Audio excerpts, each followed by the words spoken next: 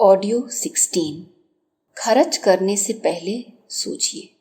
जब मनुष्य रूप में जन्म लिया है तो सुखपूर्वक और ढंग से जीने का अधिकार भी स्वतः ही प्राप्त हो जाता है। इसके लिए युग चाहे कोई भी कैसा भी क्यों न रहा हो, धन की आवश्यकता अवश्य बनी रहती है।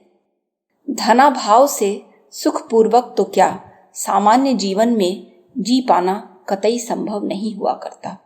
परंतु साथ ही यह भी जरूरी है कि अपने सभी तरह के आय स्रोतों से आज और आने वाले कल में संतुलन बनाए रखकर ही व्यक्ति सुख चैन का जीवन जी सकता है। कल के लिए धन संचय के लिए जरूरी है आज की मितव्ययता। जो व्यक्ति अपने जीवन की आवश्यकताओं को सीमित रखता है वही मितव्ययी है। कबीर जैसे संत ने भगवान से नम्र निवेदन किया था, साईं इतना दीजिए जामे कुटुंब समाए, मैं भी भूखा न रहूं साधु न भूखा जाए। अर्थात, हे ईश्वर, इतना धन तो अवश्य दो जिससे मेरे घर परिवार का ठीक से निर्वाह हो सके और कोई साधु संत अर्थात अतिथि घर पर आ जाता है तो उसकी सेवा शुश्रूषा भी संभव हो सके। जीवन के हर क्षेत्र में, परिवार में, व्यवहार में धन आवश्यक है, पर अपनी आवश्यकताओं को सीमित रखना और अपनी शक्ति द्वारा उनको पूरा करना बड़ा सुखद है। अपनी आवश्यकताओं की काट छांट करने और मितव्ययी होने के लिए बुद्धि खर्च करनी पड़ती है। महात्मा गांधी अत्यंत सूक्ष्मदर्शी महापुरुष थे। उनका सिद्धांत था कि एक मनुष्य को उतना ही भोजन करना चाहिए जितना जीने के लिए आवश्यक है और एक व्यक्ति को उतने ही वस्त्र पहनने चाहिए जितने शरीर रक्षा के लिए आवश्यक हैं और सामान भी उतना ही रखना चाहिए जितना वह स्वतः उठाकर कहीं ले जा सके। अपनी आवश्यकता और वस्तुओं को इस प्रकार बढ़ा लेना कि दूसरों का आश्रित हो जाना पड़े, अत्यंत लज्जास्पद है। छोटी छोटी बातों में जो अपव्यय होता है उस पर भी ध्यान रखना आवश्यक है। हम 5 अथवा 10 रुपये का कोई महत्व नहीं समझते। वास्तव में वे ही द्वार हैं जिनसे होकर अपव्यय की आदत हमारे जीवन में प्रवेश करती है। युवकों, प्रमाद के वशीभूत मत हो जाओ। जहाज के तल का एक छोटा छिद्र भी उसे डुबा देने के लिए पर्याप्त है।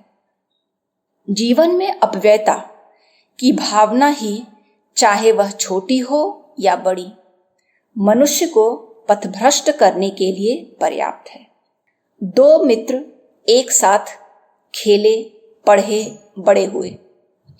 एक धनी परिवार का था और उसे खर्च करने की खुली छूट मिली थी। दूसरा निर्धन संस्कारवान घर का था। वह सदैव सीमित खर्च करता था। धनी मित्र जब तक साथ रहा उसे अपनी फिजूल खर्ची में साथ रहने को आमंत्रित करता रहा, पर उसने उसकी यही बात नहीं मानी।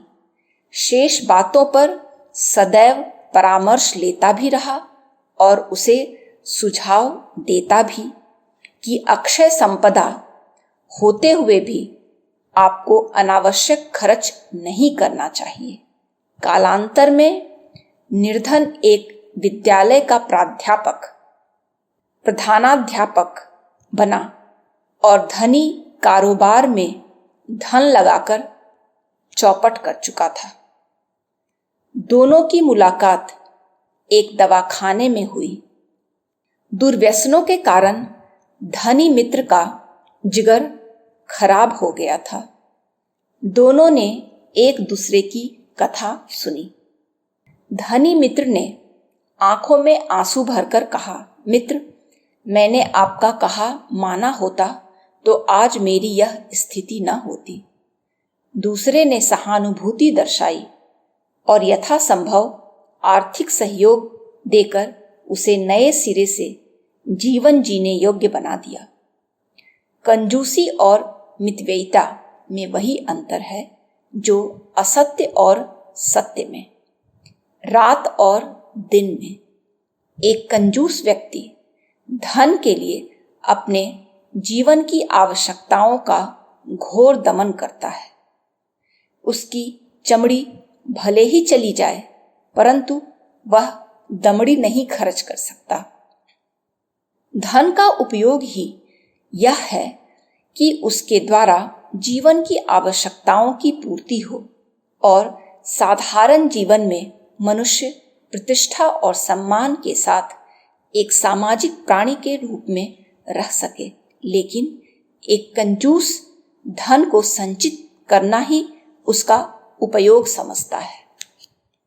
सामाजिक कार्यों के लिए एक मितव्ययी व्यक्ति मुक्त हस्त होकर दान देता है।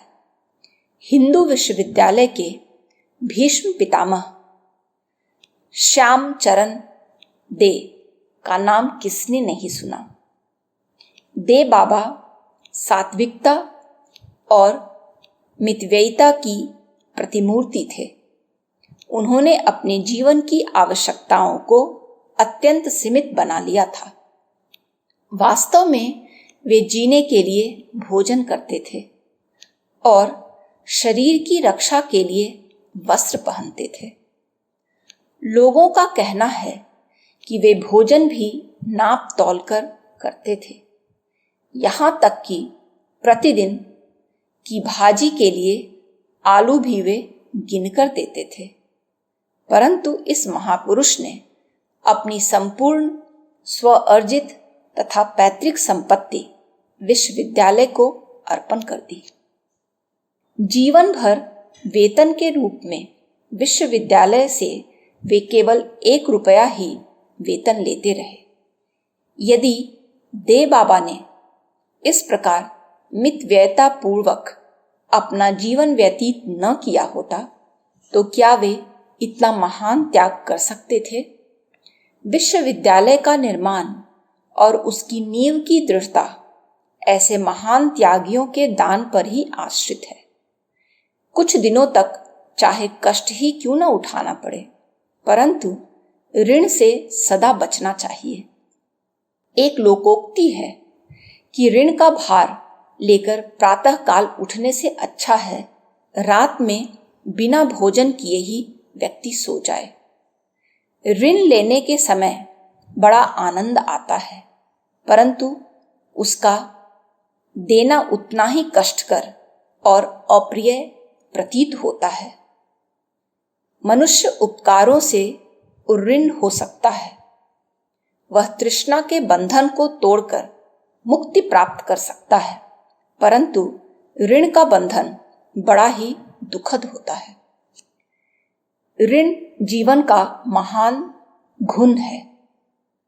यह सुख, शांति और शक्ति का सर्वनाश करता है।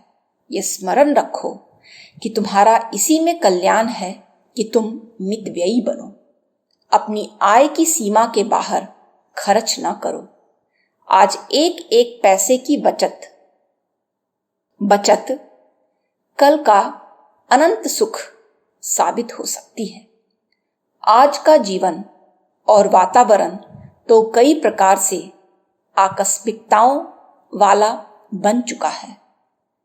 उस आकस्मिकता का ठीक तरह से सामना करने के लिए जरूरी है कि व्यक्ति आज जितनी भी अधिकाधिक संभव हो बचत करे, और ये तब तक संभव नहीं जब तक तुम यह नियम नहीं बना लेते कि हम अनावश्यक 1 पैसा भी खर्च न करेंगे।